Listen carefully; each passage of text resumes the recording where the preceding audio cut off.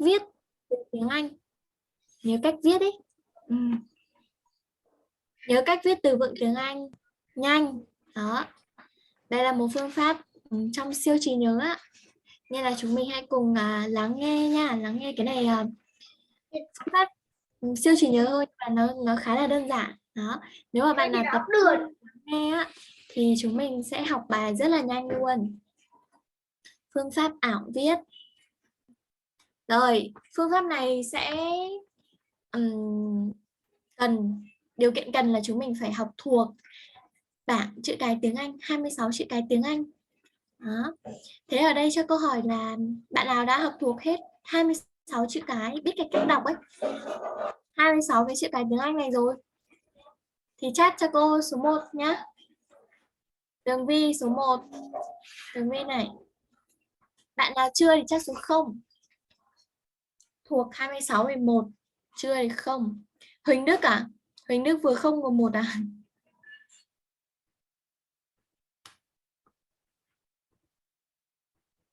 Kiến Quốc 1, ok. Quyên, Lộc, có Lộc này và có Huỳnh Đức. Lộc, Huỳnh Đức. Rồi, cô mời Lộc đi. Lộc đâu nhỉ?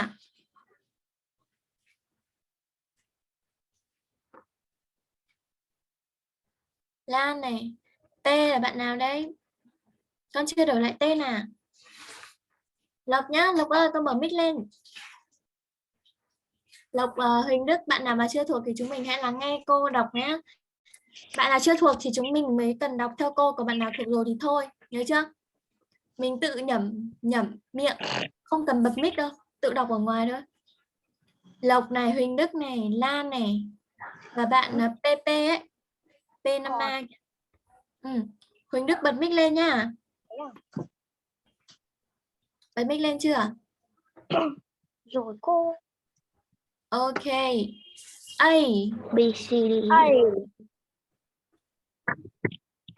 B, Lan đâu? C, D, E, F, G, H, I, J, K. Chờ cô đọc mẫu hãng, chờ cô đọc mẫu. Chờ cô đọc mẫu sau đó để con mới đọc. Huỳnh Đức. Lại nha. A, B, B, C, D, D, D, E, E, F, F, G, G, H, H, I, I, J, J, J, K, K, L, L, M, N, N, O, N, O, O, P, P, Q, Q, R, R, S, S, T, U, U, U, V, V, W, W, S, X, Y, Y. Y, Từ đây là gì? Z, Z. Ok. Một số âm mà P, S, I, một số âm mà chúng ta hay nhầm nè. Một số âm chúng ta hay nhầm. Đó. Cái này là gì nhỉ? Cái này chúng mình đọc là gì? J, J. Thế cái này đọc là gì? G, G. Nhớ chưa? J này, G này. Hai âm này chúng mình rất hay nhầm với nhau. Có âm này nữa. Âm này là gì đây? I, À? Ai. Nhớ chưa? Ai. Thế còn đây mới là gì? E, Y. Nhớ chưa? E, I. E, I. E và I. Đó. Còn cái này là gì? R, R. Rồi. R. Đó. Cô thấy có 1, 2, 3, 4, 5 cái âm này là chúng mình hay bị nhầm thôi. E, G, E nè. E này. Lại nha. E. E. G. Nó đừng là G. Không có dở cái giò lên nữa. Rồi, Nói các cái bạn ơi, chúng mình mở mic đọc nhé. Cái này là sẽ cả lớp được cùng đọc. E, E, G, G, I, I, J, J, R. R. Rồi, ok. Ôn lại như này đã thuộc hơn chưa? Rồi. Được rồi nhá. Lát nữa chúng mình sẽ học phương pháp ảo viết thì nó sẽ dựa lên trên cái cách đánh vần như thế này này.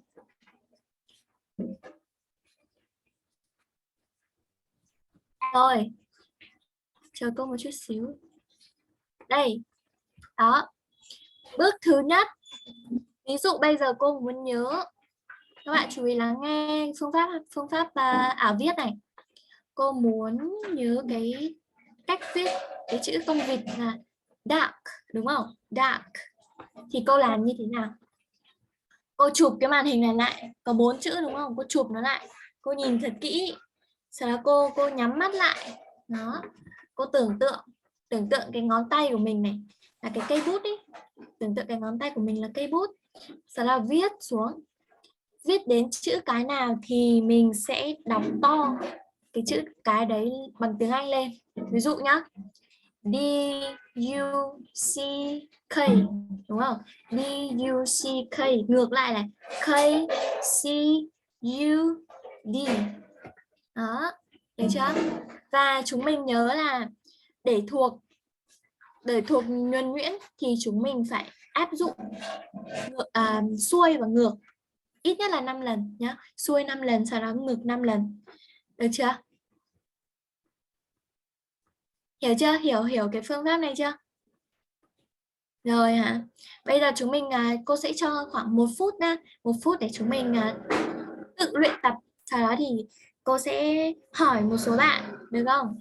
Chúng mình sẽ áp dụng với cái từ mẫu này trước. Con vịt này trước, rất là dễ rồi đúng không? Dark. Nhớ là đọc đến cái chữ cái nào thì chúng mình hãy đọc to lên nhá, đọc to lên để cho não là ghi nhớ. Rồi thực hành đi nha, cô đi cô sẽ check camera xem có bạn nào đang thực hành và có bạn nào không thực hành. Nhắm mắt lại, viết lên. Cái tay viết to lên, viết chữ to lên.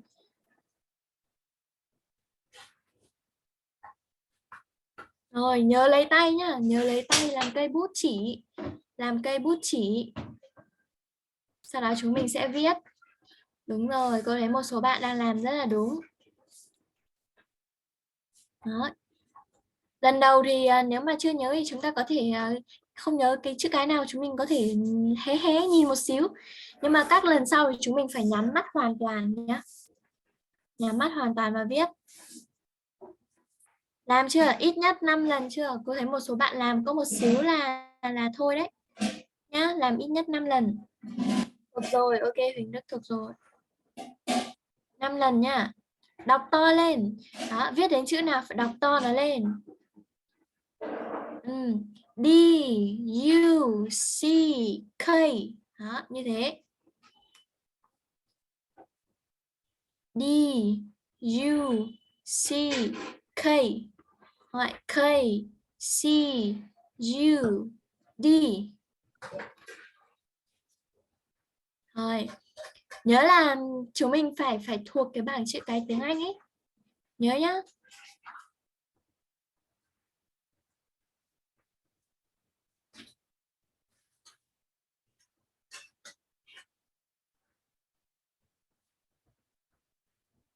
Cái phương pháp này tại sao nó lại hữu ích các bạn có biết không?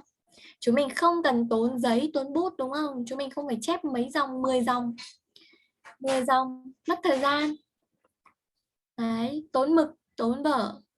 Mà chúng mình chỉ cần tưởng tượng, nhắm mắt lại tưởng tượng thôi. Tận dụng cái trí tưởng tượng của mình và ghi nhớ luôn. Khi mà chúng mình đã viết được thành thạo bằng tay trên không khí, trên tưởng tượng như thế này này, thì khi mà viết vào vở chúng mình viết được luôn. Rồi, ok, bạn nào mà đã thực hành xong thì cho cô chữ done.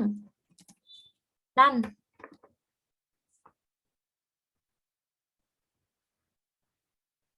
thực hành xong thì chắc chữ đăng nha. Ok, Tường Vi, Thảo Linh, Gia Hân, Sơn, Huỳnh Đức, Nguyên, Khánh Linh, Mai Ngọc, Vũ Linh, Nguyên, Ngân, Phúc Khang.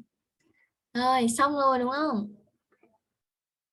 Bây giờ cô thử gọi một bạn bất kỳ nhá. Một bạn bất kỳ. Hoàng Anh còn biết con vịt là số 2. Học siêu trí nhớ đúng không? Huỳnh Đức à? Dạ không bà, em bày á cô. Thế à? Cô thử mời Kiến Quốc nào. Kiến Quốc nha. Rồi, nhắm mắt lại nhá, nhớ nhắm mắt lại. Sau đó bật mic lên và nhắm mắt. Con ngồi xuống thì cô mới nhìn được cam rõ. Thế, đúng rồi. Sau đó nhắm mắt lại, bật mic lên. Đọc cho cô một lượt xuôi, sau đó một lượt ngược lại. Nhắm mắt lại. Đi. Đọc to lên, con viết đến chữ nào con đọc to lên. Đi. Nhiều. Suy. Cây. Rồi, ngược lại nào. Ngược lại là gì? Cây. Suy. Nhiều. Đi. Rồi. Đó, mình làm thêm một số lần nữa cho nó, bao giờ mình phải làm thật nhanh, đó, viết thật nhanh, rồi viết nhuần nhuyễn thuộc lâu lâu đi thôi nhá, Kiến Quốc nhá. Đó, lần đầu tiên con làm như vậy thì rất là tốt rồi á. Dạ. Đó. Con thực hành thêm khoảng 2-3 lần nữa. Cô thử mời bạn nào mà đã học thuộc rồi á thì chắc là cô sẽ không gọi nữa đâu, cô gọi một số bạn mà ít được xung phong á. Ví dụ như Sơn nhỉ. Sơn ơi, con thử bật mic lên cô xem nào. Sơn đi đâu rồi? Sơn ơi. Dạ. Con ngồi hẳn lên, không phải sợ gì hết. Con ngồi hẳn lên. Nếu mà con chưa áp dụng được phương pháp ảo viết thì cô sẽ dạy con như này. Đó. Ngồi thẳng lên chưa? Rồi hả? Đó, nếu mà con chưa áp dụng được cái ảo viết á thì bây giờ con cứ nhìn hả? Bây giờ cô đọc, sau đó con đọc theo nhá. Nhá, bật mic lên nào. D-U-C-K. D-U-C-K. Rồi, đọc cho cô 3 lần như vậy. D-U-C-K. D-U-C-K. Nhớ là đọc từ từ thôi. Tiếp nha, chưa xong, bao giờ cô bảo xong mới được tắt mic. Tập trung này. Dark. Sơn bật mic chưa? Dark. Rồi, D-U-C-K, dark. D-U-C-K. Dark. Lại một lần nữa. D-U-C-K. Dark. Rồi, đó. Nếu mà con chưa nhớ được ảo viết thì mình cứ nhìn hẵng, được chưa? Mình nhìn xong mình đọc từng chữ cái, xong mình đọc cái chữ đấy lên là được. Được chưa? Cô thấy Sơn phát âm khá là tốt mà. Đó. Mình hãy tự tin lên nha, không phải ngại đâu. Cô thấy con phát âm rất là tốt đấy. Cái âm ấy, phát âm khá là chuẩn đấy.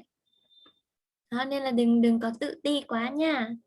Rồi cô thử mời Gia Bảo à? Gia Bảo con có ảo viết được không? Được ạ. Được. Rồi, bây giờ xin mời Gia Bảo nha. Nhắm mắt nào, nhắm mắt. Ok, bắt đầu. Đi. Viết. Đúng rồi. K. D. U. K D U C K D U C K K C U D K C U D K C U D K U K C U D K C U D. Rồi, chính xác. Cô tin chắc là Gia Bảo đã thuộc lao lao cái từ con vịt này viết như thế nào rồi đúng không? Đó. Mình thấy mình làm rất là nhanh đúng không? Thế là trong vòng 1 phút mà mình đã viết được cái từ đấy 10 lần luôn. Có cái cách nào mà viết được nhanh như vậy không? Không đúng không? Mình chỉ có ảo viết mới viết được nhanh như vậy thôi. Đó, xin chúc mừng Gia Bảo nha. Rồi, các bạn đã hiểu cái phương pháp này rồi đúng không? Nhớ áp dụng nha, nhớ áp dụng để học từ mới trên lớp á. Rồi, sau đây là ba từ này còn dễ hơn nữa. Đó, ba từ này thì chỉ có ba chữ cái thôi. Đúng không? Cat này, cat, cow, dog, cat, cow, dog. Chúng mình cùng luyện tập nhá. Cô sẽ cho 1 phút luyện tập. Chúng mình trên lớp thì chúng mình sẽ luyện tập một lần hoặc 2 lần. Ngược 2 lần, xuôi 2 lần. Mỗi từ, được chưa? Sau đó cô sẽ lại gọi bất kỳ một số bạn nha. Bạn nào mà không có thực hành ý, thì cô sẽ gọi đây.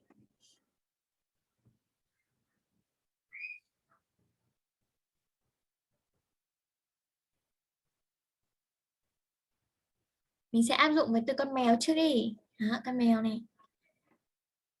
Cat.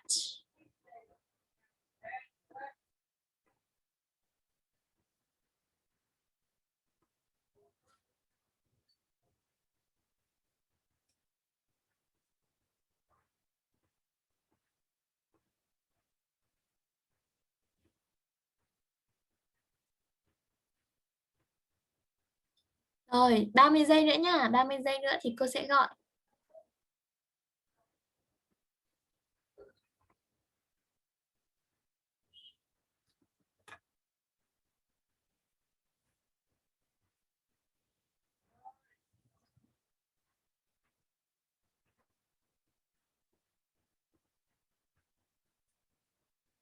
Rồi, rất nhiều bạn xong rồi đúng không? Rồi, lớp mình học siêu quá. Mới áp dụng một từ là đã hiểu luôn này. Rồi, ok. Cô thấy ở đây có 6 bạn giơ tay cơ à?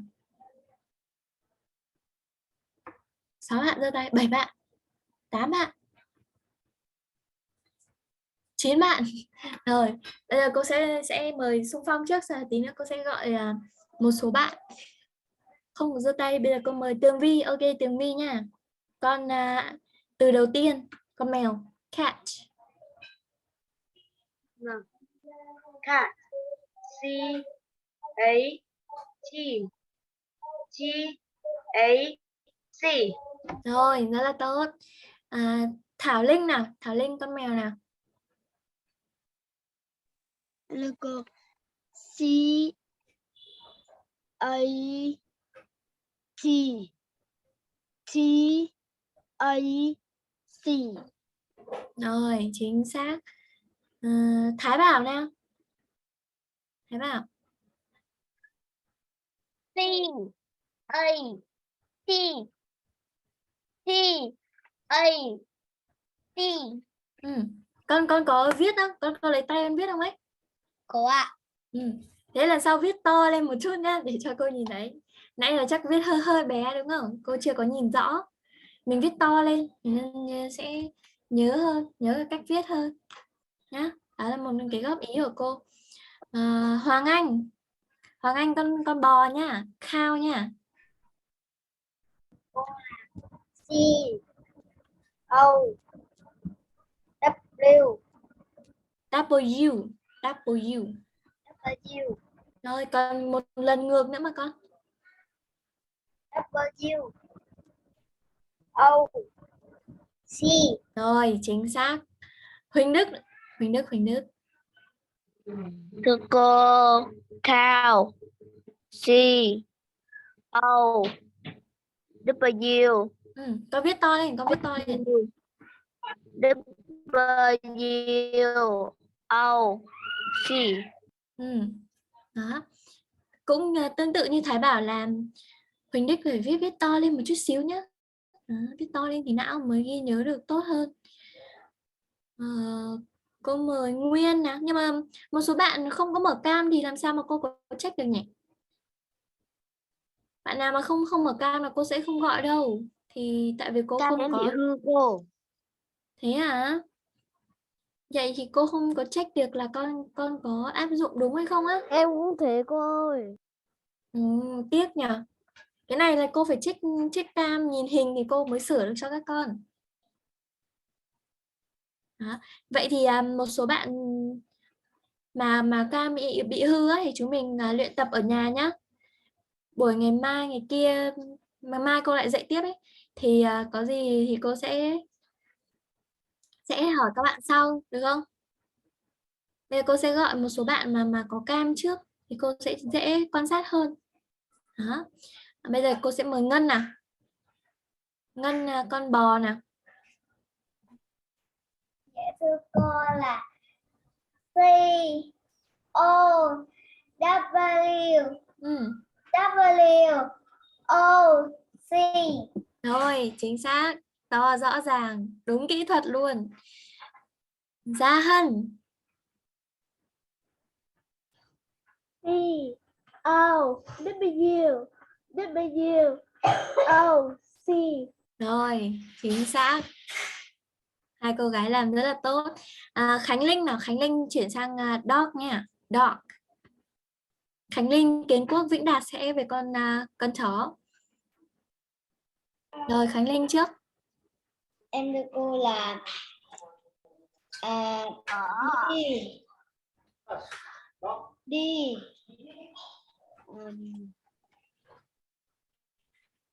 đi O S.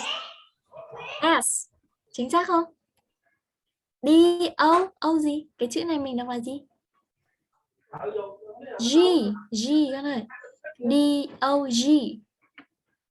Đó, lại. Một lần ngược, một lần xuôi rồi một lần ngược nữa. G O. Con viết to lên. Ngược lại nào. Ngược lại nữa Khánh Linh ơi. Khánh Linh chưa nhớ phương pháp à? Mình phải làm xuôi một lần, sau đó mình phải làm ngược một lần. Nhá, Khánh Linh nhá. Kiến Quốc. Ok, Kiến Quốc là không có cam mà con. Không có cam thì cô không check được rồi.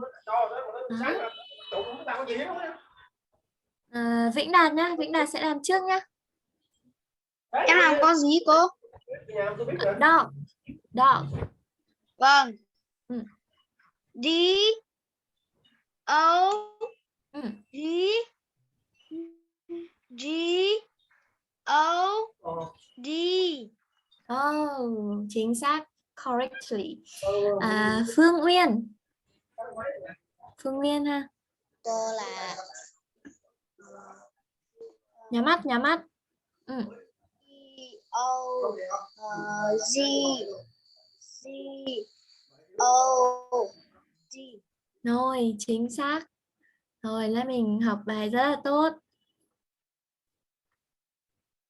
Đó, ok, chúng mình chuyển sang 3 con vật tiếp theo. 3 con vật tiếp theo chúng mình luyện tập nha. Gì đây?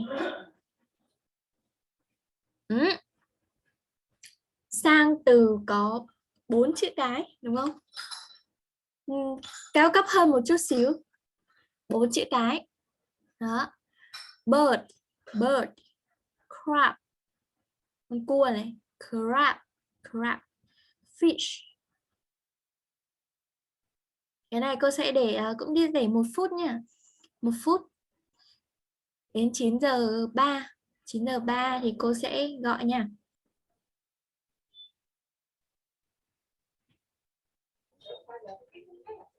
Chỗ tôi đắp nước để chuẩn bị rồi đó trời. Lần để mà bàn quá á. Ủa là nó chưa kiếm hả? Chưa. Kiếm rồi. Biết.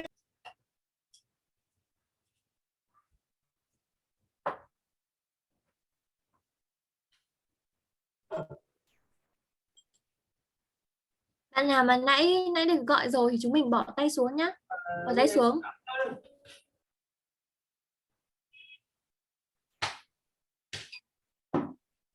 Gì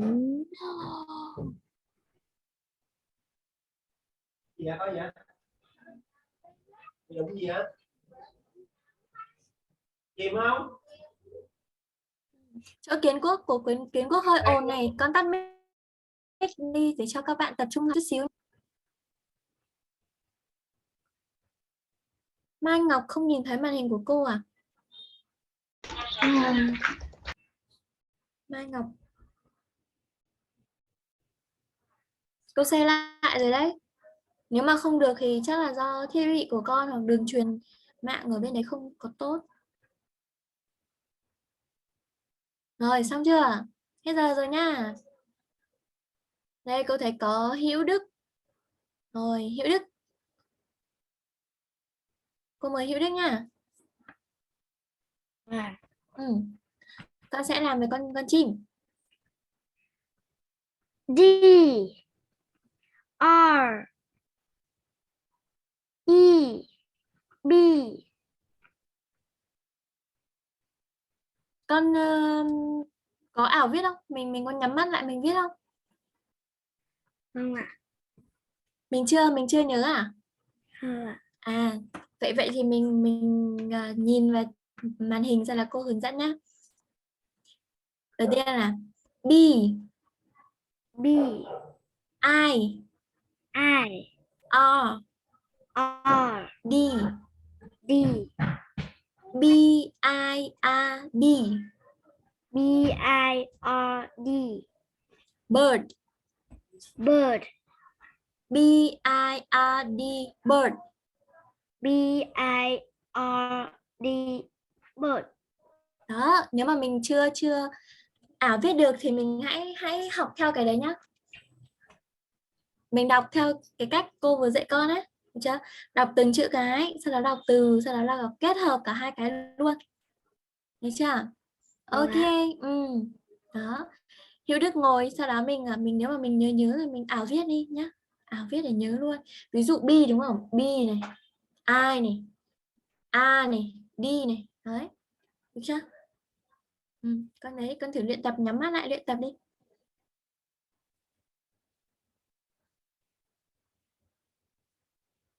Có Quyên nhá. Quyên xong chưa? Chưa à? Thế thì mình luyện tập đi. Nhắm mắt lại viết đi. Tí nữa cô gọi lại nhá. Gia Phong nào, Gia Phong thuộc chưa?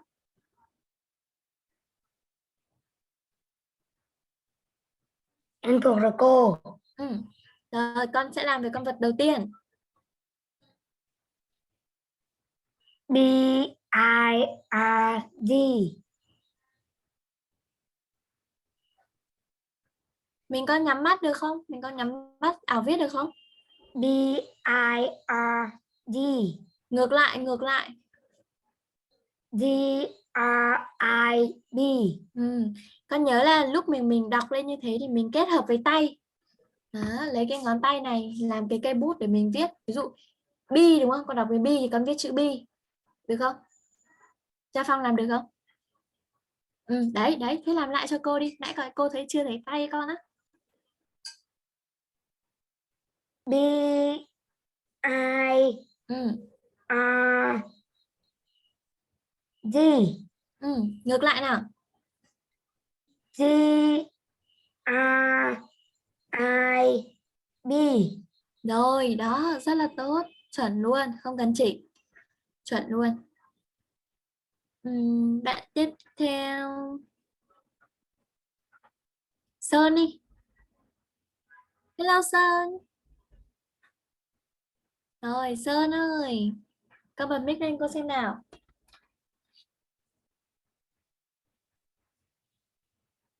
Rồi, con đã đọc được 4 cái chữ cái này chưa? Con chỉ biết được chữ cá thôi. À, con cá hả? Ừ, thế bây giờ con làm con cá đi, cũng được, không sao cả. Con cá nào? Fish. Rồi, mình có Fish. thể để cái cam nó thấp thấp xuống để cô nhìn thấy cái mặt mặt con được không? Để nhìn thấy cả cái tay ngoại hình ấy. Đúng rồi đấy, chỉnh chuẩn luôn. Nào, viết nhá, viết được không? Có ạ. Rồi, nhắm mắt để cô xem nào.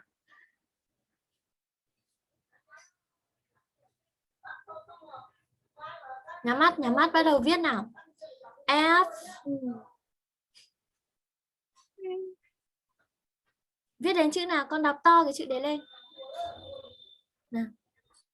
Gì nhỉ? Nhìn lại một lượt đi, nhìn lại, chụp lại cái chữ fish đi. Chụp lại chưa? Lấy mắt chụp lại chưa? Ghi trí nhớ ngắn hạn. Trí nhớ ngắn hạn.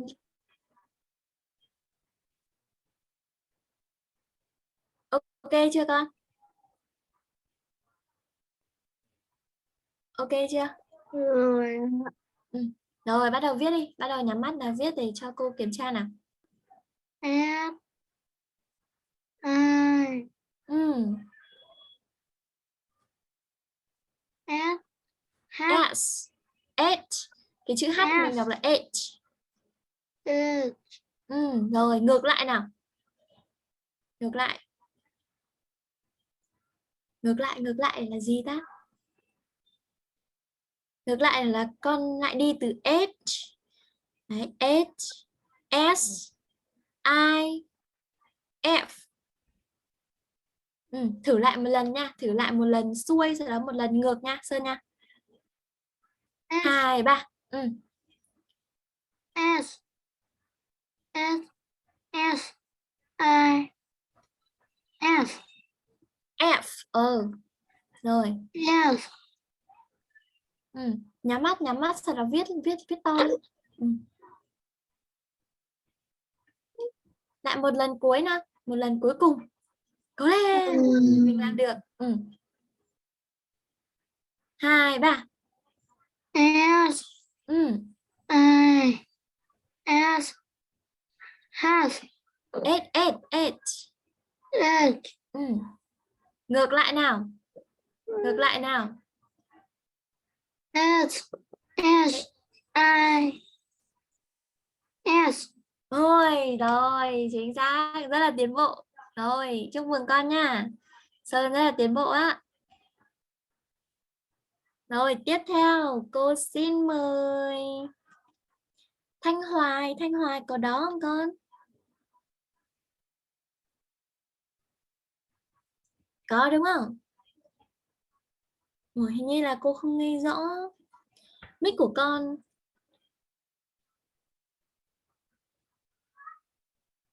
Cô không nghe thấy gì hết.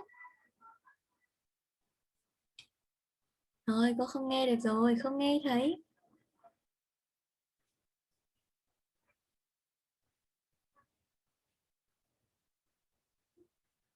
Vũ Linh nào. Vũ Linh nha. Từ cá hay là cua cô? Bây giờ cô sẽ cho con chọn. Em sẽ đọc cua ạ. Rồi, C O tay đâu, tay đâu? Tay đâu? C O A D B A O C. Rồi, chính xác. To rõ ràng, rất là giỏi. À, ai ta? Thắng. Rồi, Thắng. Em thưa cô là Con chọn con nào? em chọn từ con cá. Con cá, ok. Bắt đầu. F I Ừ. S H Chính xác. S Ừ. I F F. Rồi, chính xác. Rồi, Quyên nào. Con chọn con nào? Em chọn con cua. Con cua. À, con cua. Nhiều bạn thích con cua ha. Ok, bắt đầu. Nhắm mắt nào. Tay nào.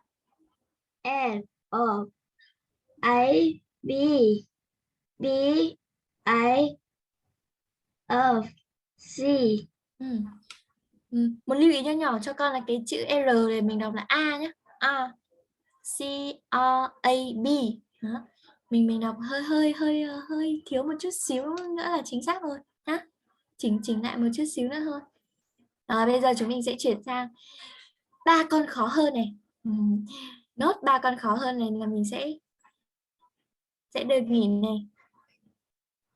Đấy. 2 con có 4 chữ và 1 con có 5 chữ. Nhưng mà 5 chữ này thì chết rồi, cái này cô đánh nhầm. Cái này là whore nhé.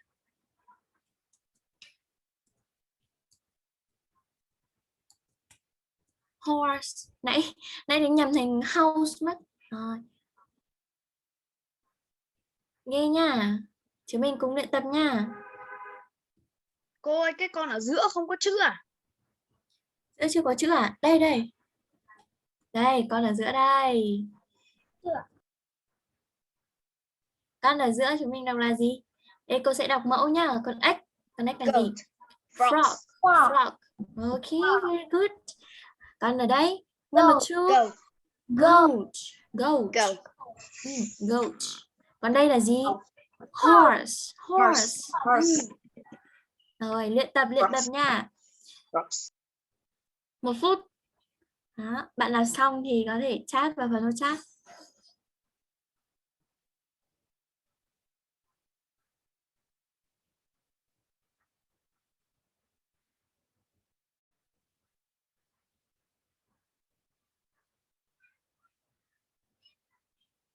Hữu Đức sẽ chuẩn bị một con nhá. Tí nữa cô sẽ gọi Hữu Đức này. Hữu Đức sẽ chuẩn bị một con này.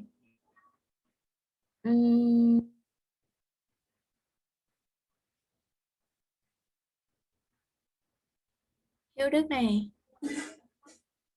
Khánh Linh.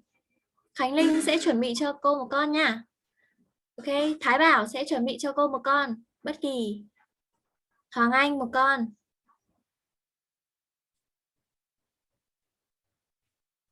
Kiến Quốc sẽ chuẩn bị cho cô một con này. Thảo Linh, Phương Nguyên. Đó, mấy bạn đấy sẽ chuẩn bị cho cô một con.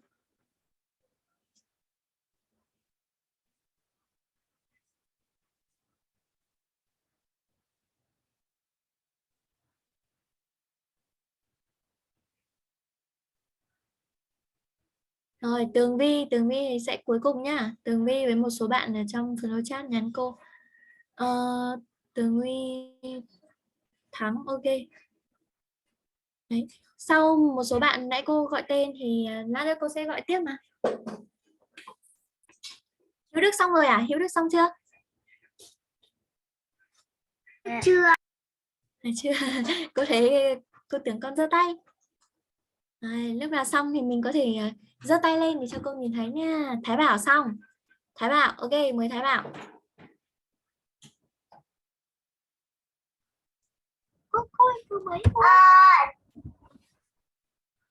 Thái Bảo xong chưa? Rồi ạ. Ok, con chọn con gì? Con dê. Con dê à? Ok, xin mời chàng trai dê. Chàng trai thích con dê. C O A T T A O G. Rồi, chính xác. Hoàn toàn chính xác luôn.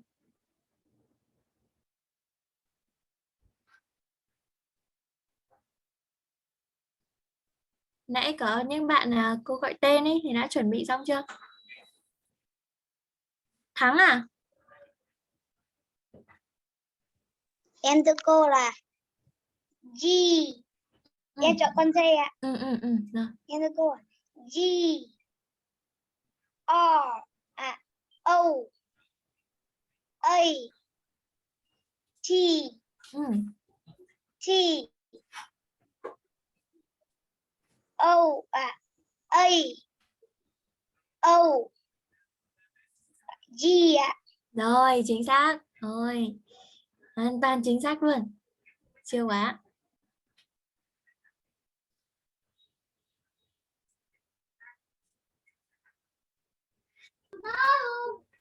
Rồi, Tường Vi làm cho cô con ngựa nhá. House. S H S O R S E E S R O H. H. Ok, very good. Rồi, Tường Vi làm rất là tốt.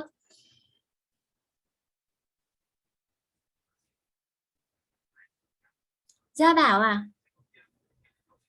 Gia Bảo con chọn con gì? Em chọn con ngựa. Con ngựa. Rồi, cô xin mời Gia Bảo. S O R S E E S O O S. Thì chỗ cái R này mình đọc là A nhá. Nhá. Này là A, ok. Mình nhầm một chút xíu rồi. Khánh Linh xong chưa? Rồi, ok. Khánh Linh chọn con gì? Con D.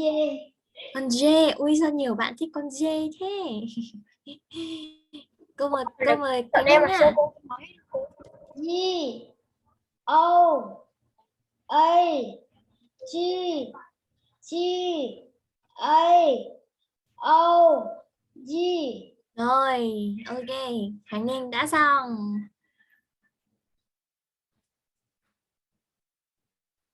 Kiến Quốc xong chưa? Mai Ngọc à? Kiến Quốc chưa nha. Dạ. Ừ. Em chọn con ếch. Con ếch. Rồi, có một chàng trai ếch đây rồi. Xin mời con. F A Ừ. O Yes. V G. Ok. Next. Ngược lại nào. Z Z. O O. A A. F. F. Ôi. Chính xác luôn. Đấy, con ếch nó hơi khó đúng không? Cô nghĩ là con ếch nó hơi khó nên là các bạn ấy không chọn. Đấy, nhưng mà Kiến Quốc đã rất là tự tin đúng không? Mạnh dạn chọn con ếch. Làm rất là tốt. Thảo Linh xong rồi. Ok, Thảo Linh xong đến Mai Ngọc nhá. Mai Ngọc con chuẩn bị. Em chọn con ếch ạ. Con ếch. Rồi. F Nhắm mắt, nhắm mắt tay. F R O G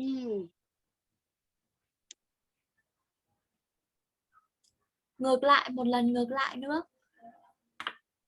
G Ừ. O R F. Ok, rất là tốt. Rồi đến lượt Mai Ngọc nào. Con chọn con ếch. Con chọn con ếch. Rồi, bắt đầu các bạn thích con ếch ở đây. Xin mời con. F R O G G O R F. Rồi, chính xác. Rồi, Mai Ngọc làm siêu tốt luôn. Rồi, mấy bạn ở cuối. Vĩnh Đạt nào. Vĩnh Đạt chọn con gì? Con ngựa à? Em thưa cô, em chọn con ếch. Con ếch. Ok. Em thưa cô là F R O Oh, G ok. G Ừ. O R F. Rồi, chính xác. Sinh, rồi, cô thấy cánh tay của Sinh. Sinh chọn con gì con ơi? Em thưa cô, con dê. Con dê, rồi, xin mời Sinh. G Ừ, O A G rồi, chính xác. Ngược lại E nào. Chi, A A, O ừ, G. rồi, chính xác. Xin chúc mừng Sinh. Rồi, một số bạn là học khá là tốt đúng không? Nhưng mà Cô ít xung phong. ơi, Ơi, ơi. con định chọn con ngựa nhưng mà con thấy con dê dễ quá nên con chọn dê. Ừ. Rồi. Tiếp nha, cứ từ từ cô sẽ gọi lần lượt. Đó, các bạn cứ bình tĩnh. Bạn nào gọi rồi chắc là cô sẽ không gọi nữa. Hữu Đức, Hữu Đức đi. Hữu Đức chưa? Hữu Đức đầu giờ. Rồi, xin mời Hữu Đức. Hữu Đức chọn con gì con? Con ngựa. Con ngựa. Rồi, con ngựa 5 chữ nha. Hơi hơi khó này. Hai bạn. H H, O O, R ừ, S S. E Rồi, chính xác. Ngược lại nào. E E, S. S.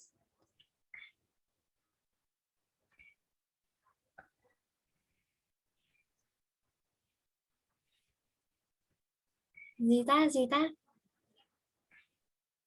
R Rồi, đã nhớ ra rồi. O O, H.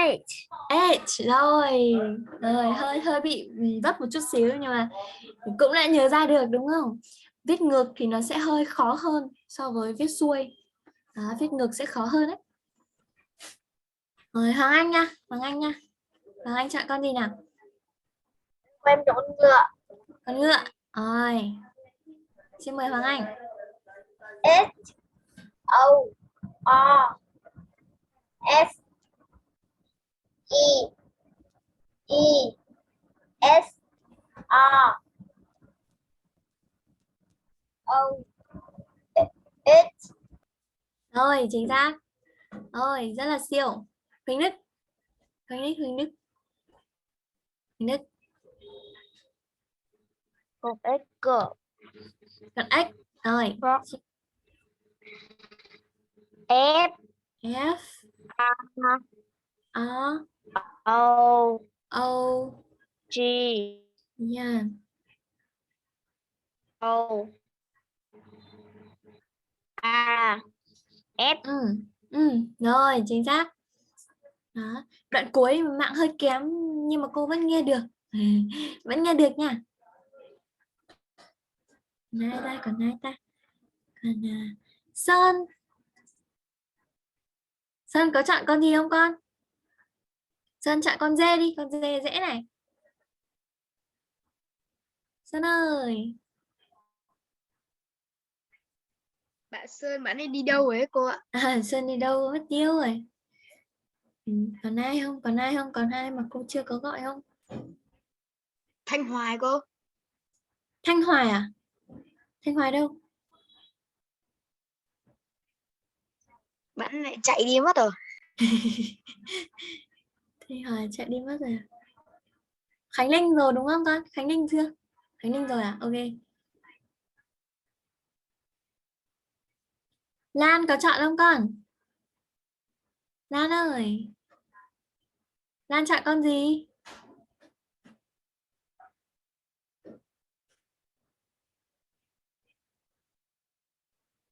Phương Nguyên, một số bạn rất là tiếc tại vì phải có cam á thì cô mới check được ấy.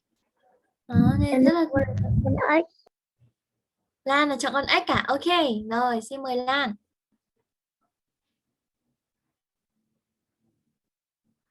Bật mic, chưa bật mic rồi.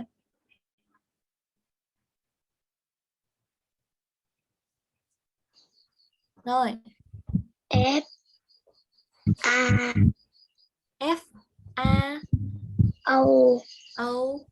G Rồi ngược lại. G O A Viết tay con viết nhá. Nhớ là ngược với xuôi thì tay con đều phải viết ra nhá. Nhớ chưa? Rồi. Phương Nguyên chưa? Cô gọi Phương Nguyên chưa? Em chọn con dê cô. Ok. Xin mời Phương Nguyên. G O A T T A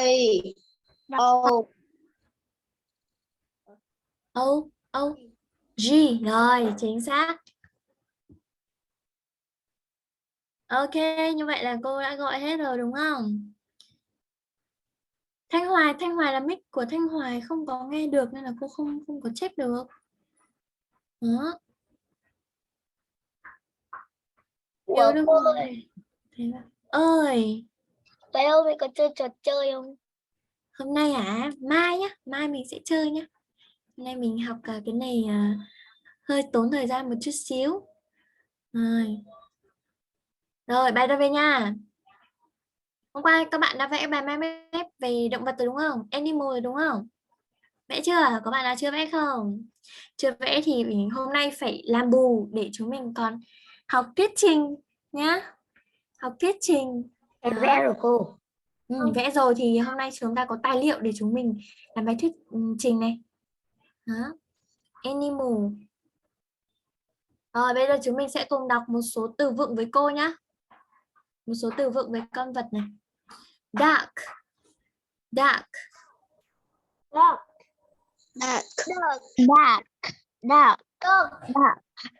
Okay, next. Duck. Peacock. Peacock.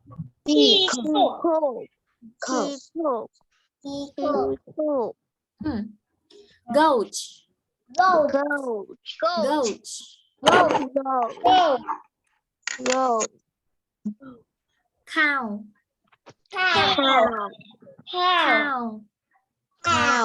Cow. Rabbit.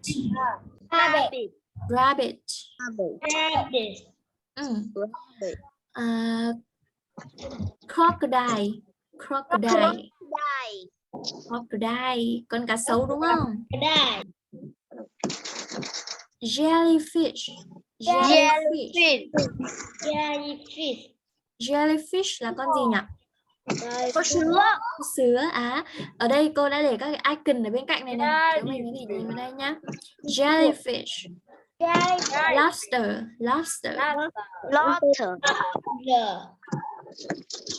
Pigeon. Bồ câu. Eagle. Con đại bàng. Được chưa? Cô gửi cái bài này lên nhóm cho con nhé cô. Cô sẽ gửi mà. Ok. Đó. Bạn nào mà siêu, bạn nào mà nhớ được từ thì chúng mình sẽ dùng cái slide này nhá. Cái slide này thì chúng mình sẽ không có cái từ ở đấy mà chúng mình chỉ có cái hình ảnh thôi. Ví dụ đến cái đoạn này thì các bạn phải nhìn đây là con gì? Con vịt. Mình phải đọc là gì? Duck. Đấy, mình phải đọc là đầu tiên đúng không? Động vật với hai chân, with two legs, have duck. Đấy, duck. And what is this? Peacock. Peacock. Peacock, thấy chưa? Cái này bạn nào mà chưa nhớ được hết ấy, thì chúng mình sẽ dựa vào cái slide trước nhá, dựa vào cái slide này. Sau đó thì bạn nào nhớ rồi thì chúng mình sẽ dựa vào đây. Đó. What is this? Goat. Yes. Cow. Yeah. And Rabbit. And Crocodile. crocodile. Bye. Jellyfish. Yes, jellyfish. And lobster. And there are gì? Pigeon. Hay là chim này chúng mình cô thấy là chưa ít bạn nhớ được đúng không? Thế nên là bạn nào mà còn hai cái con này thì mình nhớ nốt, sau đó thì mình sẽ dựa vào cái này mình thuyết trình nhá. Pigeon, eagle. Rồi, ok. Từ vựng này.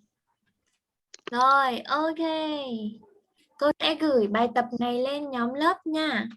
Lên nhóm bài tập. Và nhóm bài tập cho nó đỡ bị trôi mất.